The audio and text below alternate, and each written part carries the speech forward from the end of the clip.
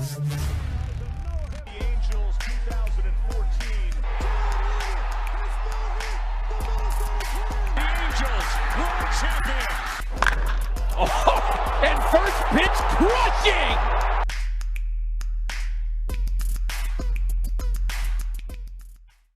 Hey, welcome into another episode of Halos in the Infield, the podcast. This time is me going solo. This is Toddfox.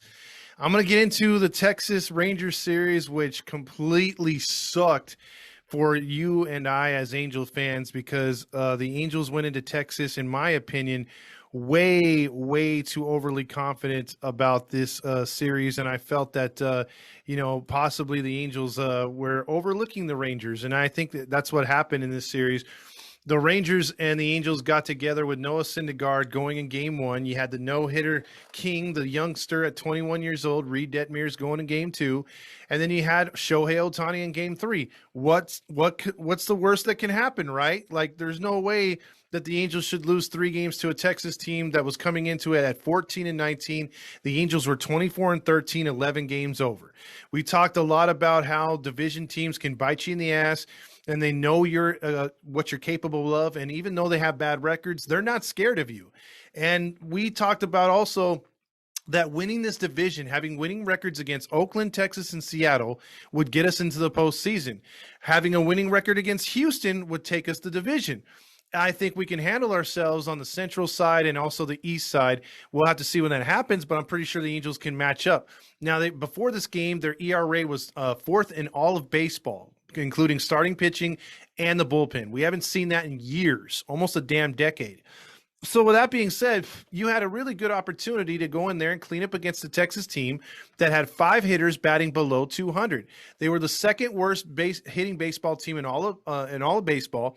They were only ahead of the Oakland Athletics. And we saw what the Angels did to the Oakland Athletics despite that hiccup by Iglesias. So we figured the Angels would go in here and do a good job. It started out good. They scored 3 runs in the first inning before Thor even hit the mound. But Thor would surrender 6 runs, including 4 runs on his own. 2 runs would come in because they would bring in a pitcher that just hung one as well. And, Jaime Barria, and he gave up a 2-run single. That made it 6-3. The Angels would rally with a run in the 4th and then give up 1 in the 7th and then have a bunch of guys on base but not be able to knock anybody in. The Angels took a 7-4 loss. 2/3 of an inning was Noah Syndergaard's worst outing of obviously as an Angel.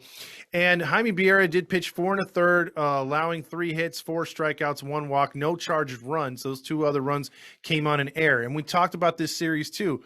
The Rangers make errors. If the Angels stay away from making errors, let the Rangers do Ranger things, it should be good news for the Angels, but that wasn't the case. The Angels had 2 errors. Rangers had none. And then guys like Cole Calhoun and Heim, who had been pretty silent up into the series or like right before the series, they started to get hot, and they stayed hot against the Angels in this game and as well as the next 2 games that we'll talk about. Mike Myers went 2 innings, allowed the 1 solo blast and 3 strikeouts.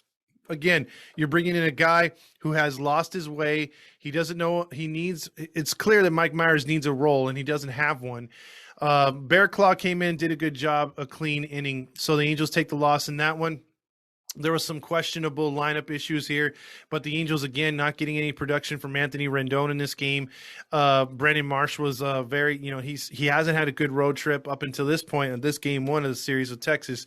And guys like Tyler Wade haven't been really hitting. Velasquez did his normal 1 for 4. So that was game 1. The Angels take the loss, and they dropped to 24-14. The Rangers improved to 15-19. Now, game 2 featured Reed Detmers. Now, this game pissed me off. This game really pissed me off because it shows Joe Maddon's just his itch to want to be scratched to pull pitchers early and not trusting these young guys and not realizing that guys like Suarez, guys like Diaz, and other pitchers that they're going to bring up, Silseth, I think Silseth got himself deep into that game in Oakland because there was no way you're going to pull him the way he was pitching. And Detmers, nobody showed it on camera, but fans were saying that we're at that no-hitter. They had Ortega start the 9th inning in the bullpen. He was ready to go. He was ready to pull Detmers at the moment's notice.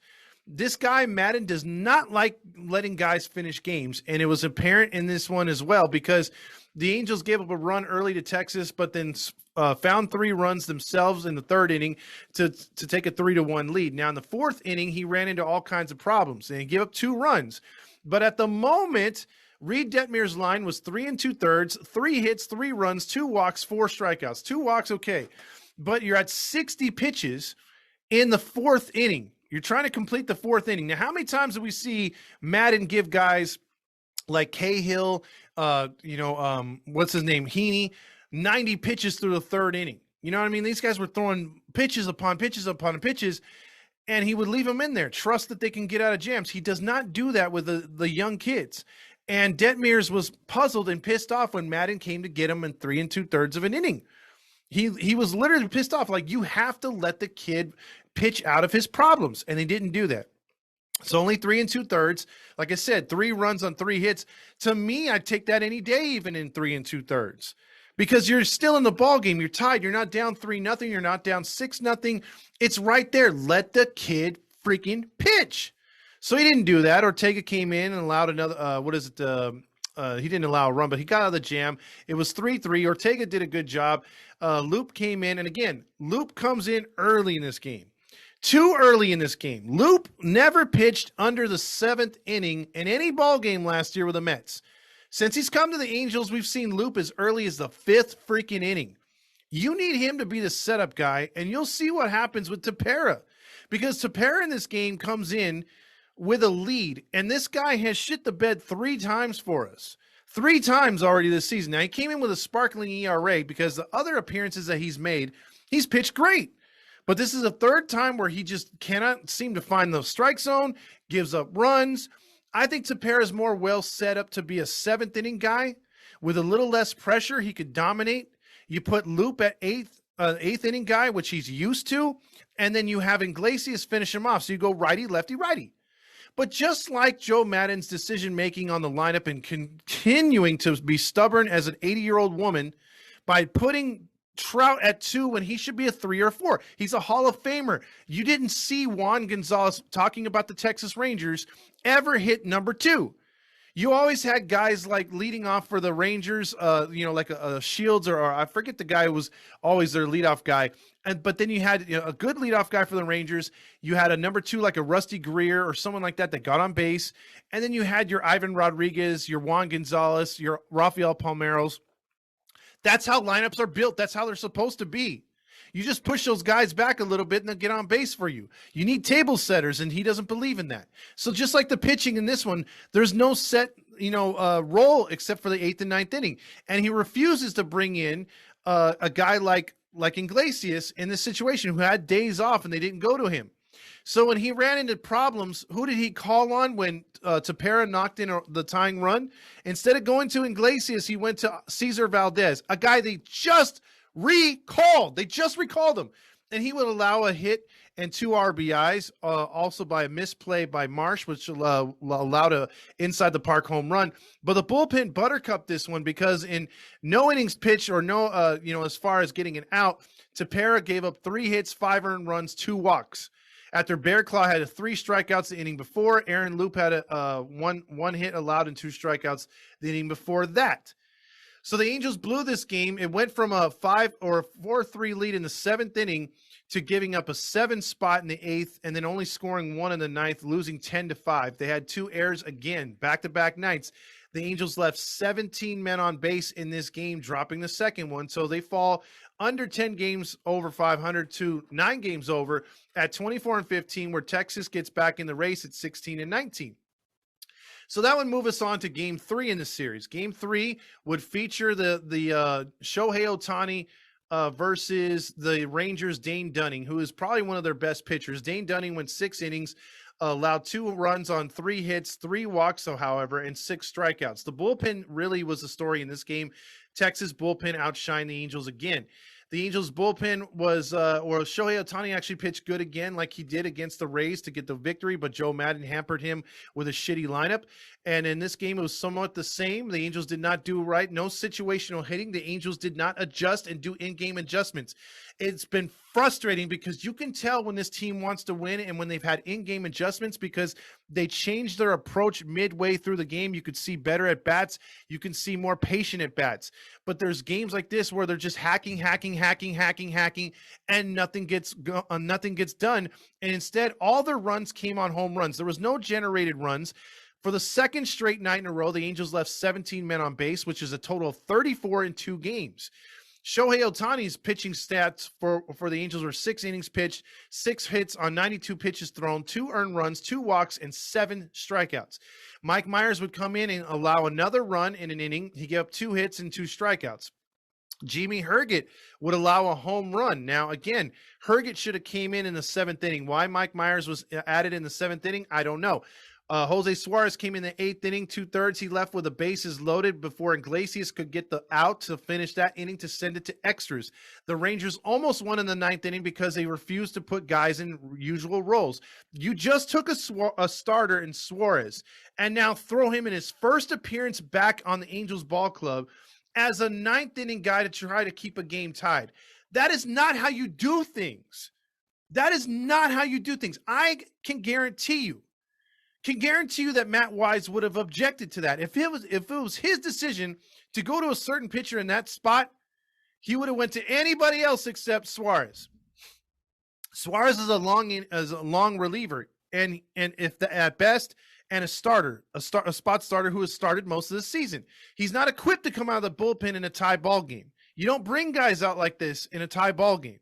You don't bring him out in high-pressure situations, a guy like Mike Myers who's been struggling. I can see Herget because Herget's pitched good recently up until that home run. I'm not going to fault Herget for the home run, but I'm going to take heat I'm going to tell Madden to take heat for the Mike Myers decision and the Jose Suarez situation.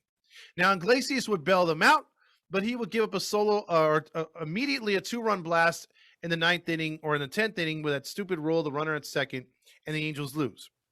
Now, as far as the Angels are concerned, they had the 5 billionth home solo blast by Mike Trout. Seems like he never hits one with guys on because no one's on in front of him, and he's batting second. He needs to be batting down in the lineup, not up. So then the Angels get another solo blast by Walsh, and it's 2-1. The Rangers would kick back those 3 runs, like I said, and the Angels actually get a clutch rally monkey moment when down 4-2 against the closer. Walsh goes oppo and hits his second home run of the game. So again, all 4 runs on 7 hits or 5 runs on 7 hits were all generated by 4 runs at that point were generated by home runs.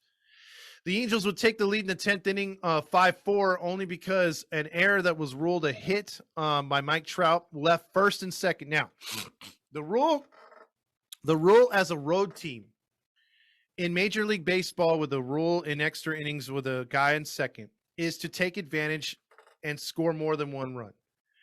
1 run in those extra inning games is not safe by any means. You've got to score 2 because the home team is usually guaranteed that 1 run unless you're the Angels. The Angels were 4-10 last year in extra inning games, and it shows because Madden doesn't bunt guys over in 1-run leads to take the advantage to get that guy over right away. And he sure as hell doesn't have these guys hitting for sacrifices and scoring runs and starting rallies. They just don't. They swung for the fences. In this game, they accidentally got the run by the fielder's choice, unquote unquote. It was called, and Mike Trout was accredited an RBI and a hit. So he got lucky stat wise, and so did the Angels. They were up 5-4 at this point, and with first and second, nobody out. The ideal thing now. Now here's where the pride comes in. And the me first attitude is either with these power hitters or the manager letting these guys free swing instead of telling them to adjust to the situation. The situation would have called for Shohei Ohtani in that 10th inning was runners on first and second to drop one down, to take a slice of humble pie and use that gazelle-like speed like Roger Lunge always says and drop one down and try to beat it out. And even if he doesn't beat it out, it's cool. You got second and third. And what do the Rangers do at this point? They walk Rendon. Then you have Walsh with the bases loaded, and all Walsh needs to do is hit one to the outfield and score a run. Now, granted, that's risky because Walsh has pulled into a lot of double plays and grounded out a lot. But you still have one of your best hitters up right there, and then you got Marsh right behind him. So you're looking good if you play the percentages. The Angels don't do that. and they allow Ohtani to go up there free swinging, spinning his hat around, and he strikes out. Which then first pitch swinging, Rendon pops out. Which then 4 pitches later, Walsh strikes out. So you ruin an opportunity to get a couple insurance runs. And why is that big if they didn't get at least one more run in that inning?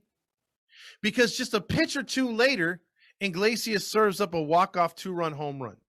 His second blown save in this road trip. And he now and the Angels would lose the road trip 3 out of 4, and the first time the Angels were swept this season. So the Angels would fall to 24-16, which they currently are, 8 games above 500, and the Rangers creep back in to third as they jump the Seattle Mariners, who have been scuffling, and now the Rangers are 17-19, 5 games back of the Angels. Cole Calhoun had a big home run early in this game, too, to add insult to injury, his second home run of the series. So that's enough of the Rangers. And again, this is an abbreviated show. Let's get into the Oakland series and who pitches for the Oakland A's. The Oakland A's will throw Blackburn, who's 4-0 tonight, and he will be opposed by the Angels' rookie Silseth, which hopes to come somewhere close to what he did up in Oakland in Game 1. I doubt it because it's the second time around against the same opponent.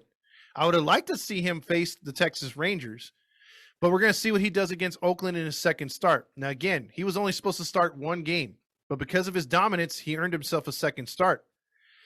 Then in Game 2, which is Saturday, will be Mike Lorenzen for the Angels, and he'll be opposed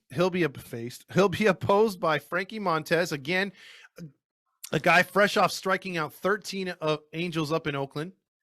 And then you have Zilog finishing out on Sunday versus Sandoval. I like Sandoval to get that win. I'm picking the Angels to sweep the Oakland A's. I'm going with the opposite of what they did. And these are going to be hard-fought games, though. I would say 2 out of 3 to be safe, but I'm calling a sweep. I don't care if people got pissed off. I think Silseth struggles a little bit in this game, but so does the starting pitcher Blackburn for the A's. I don't think he comes off as dusted and as easy as he thinks. It's different at Angel Stadium. I think these are going to be low-scoring games for the most part, but the Angels will eke it out in all 3 and take the series like they should have did in Oakland. Montas is going to be a pain in the ass, but I think once they get past him, it's all good for Game 3 in Sandoval. And if they do accomplish this, we get back to the position of being 11 games over. So I am calling for a sweep. That might be my Halo honk, but I'm going to go for that. I do think the Angels do a good job in this series. Looking ahead, after the Oakland A's series, the Texas Rangers will return. Me and Fernando will do that update on Sunday, and we may have a guest, we may not, and we'll talk about the Texas series and recap this Oakland one to see if I was correct or not. So with that being said, everyone out there, Halo family, this is a late produced show. We had a lot going on. I was not able to get to things earlier. Fernando's traveling in New York right now. So we'll be back on the regular schedule starting Sunday. And then when we do this episode on an off day or Wednesday, we'll have it out for you Thursday or Friday like we normally do. So thank you for hanging in there. Like and subscribe. Tell other Angel fans. Give this podcast and others a 5-star rating for us. It really helps us move up. Like and subscribe to the Instagram page. Big things are coming. Or remember, we have Trucker Hat Trivia on the Sunday post or the Sunday post game show that I produce. And then check out all our podcasts with the hardworking team that we have here. And we have a new podcast called Bases Loading that's going to be coming next week. So be on the lookout for a lot of content coming up soon. So for Toddfox and everyone else in the Halos in the Infield, go Angels.